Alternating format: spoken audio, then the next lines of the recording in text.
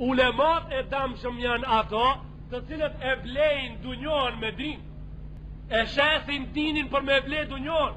A dunjoja e ka një me çmimin e le, kjo botë e ka çmimin e vogël. Po që shesin ulemat dinin e blejnë dunjon, maravlla, që shesin?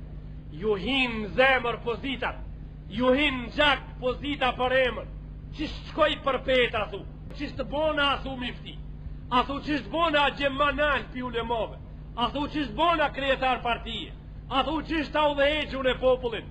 E këto njerëz më njëherë pi ulemove si tjenë e kanë bled dinjon me din, e kanë shit dinin e kanë bled dinjon. Këto janë ulemat më të damshëm.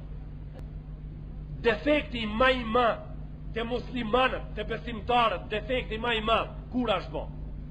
Atëherë kur ulemat e një popullit, të cilit kitabin e Zotit të ati populli mas mirë e kanë njoft, kanë dhonë bezën Zotit Gjelle Gjelaluhu, që muslimanëve kemi me javë spjegu këtë kitab. Edhe posojmë o Zot, besën për të japim, që prej kitabit tanë të cilin ne ke zbrit, kur gjos kemi me mshenë.